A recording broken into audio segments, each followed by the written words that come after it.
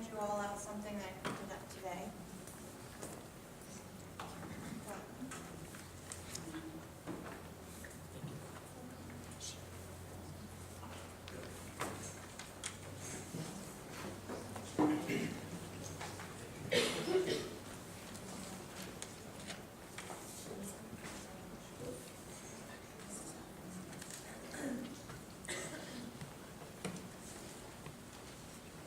I sent an email earlier today. I didn't send it as soon as I wanted to, but it was in regards to the final application that was sent in by Neil Cavallero and Ann, I'm sorry, I don't know how to pronounce your last name. Dr. Druzilowski. Dr. Druzilowski. Thank you, Mark. And it's based upon the Common Core. The Common Core has come into Connecticut, but we have, from what I could see, this is a 60-page letter or grant application that was submitted into the state or federal government. I read through it. I emailed it to all your board members because it is a 60-page grant to read through. But on the cover of it, I just want to note real quick, it says, due to the iterative process by which Alliance district plans will be submitted, reviewed, returned, and resubmitted, seeking local Board of Education approval may be most appropriate toward the conclusion of the application process. Districts must obtain board approval, but should submit the completed plans regardless of whether approval has been obtained, which it's been submitted. So, my views of the Common Core, again, I'm Jessica Chiong, 403 Painter Drive, last name is Chiong. I speak so much I forget to say my name sometimes. I wanted to share with you what I discovered researching the new rigorous National Common Core standards. First of all, I learned that in order for our state to receive available federal stimulus money, state governors, chief state school officers around the country were required to sign a memo of understanding by January 2010, promising to adopt a National Common Core standard. I also learned that local district superintendents and school board presidents were encouraged by the state to sign a similar MOU by May 28, 2010. If they wanted their districts to receive any of the money, the standards weren't even released until June 2nd of that year. One of the math standards writers, Jason Zimba, told the Massachusetts Board of Ed in March 2010 that college readiness in math means readiness for admission to non-selected community college. The math standards are so inferior that the only mathematician on the validation committee refused to sign off on them, James Milburn. Algebra shifts from 8th to 9th grade, resulting in students not being able to reach calculus by their senior year. The new science standards will teach our children as early as kindergarten that plants and animals are equals and that global warming is a settled science caused by humans. The ELA standards shift from teaching classic literature to 70% informational text. Third graders in the Corning Painting Post-School District, Steuben County, are participating in an ELA module pilot program this quarter using a script straight from the Engage New York website. The book they are reading is called Nazarene's Secret School.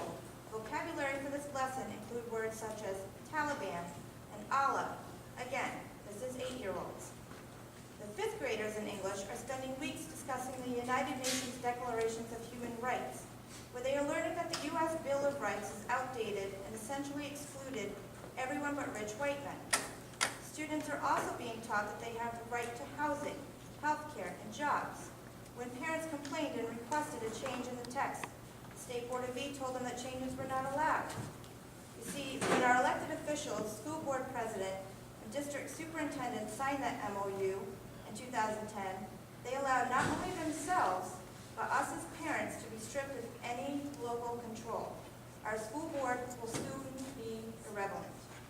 I learned that eventually all students from Head Start through grade 12 will be required to take multiple assessments throughout the year, causing an additional financial burden on the districts as well as stress on our children, teachers, and loss of instruction time. A major reason for the assessments is to be able to collect data.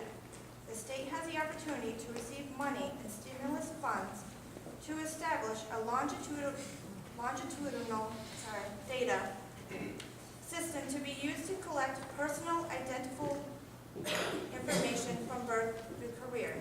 In fact, the state grant application mentioned the desire to pursue opportunities to link other agencies such as Office of Community and Family Services and the Departments of Health, Criminal Justice, and Labor.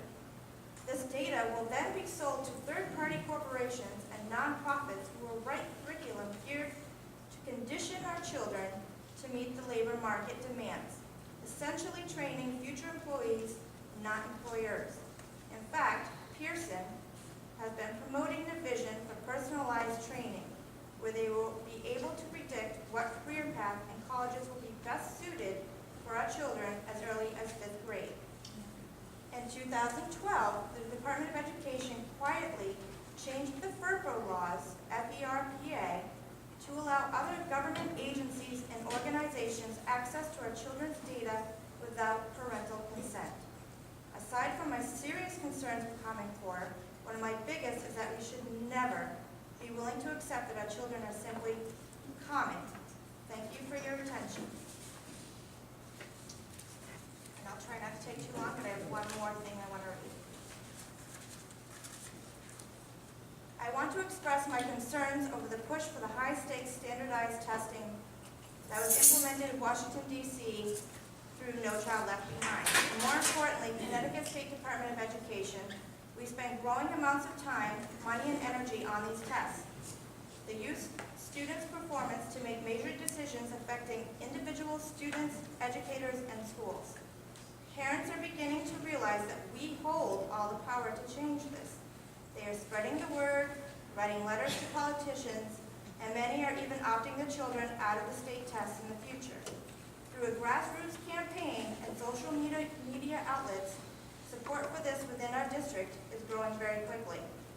I am asking you to consider passing a resolution against high-stake testing, as thousands of researchers, principals, PTA organizations, organizational groups, and more importantly, school boards have done. In New York, the school boards from New Paltz, Kingston, and Roundout Valley Central High School District have all passed such resolutions. The AFT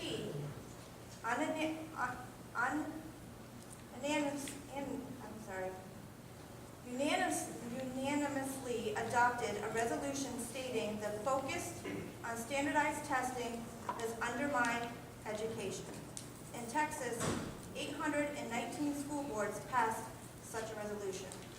I ask the school board to join our parents and stand up and say enough.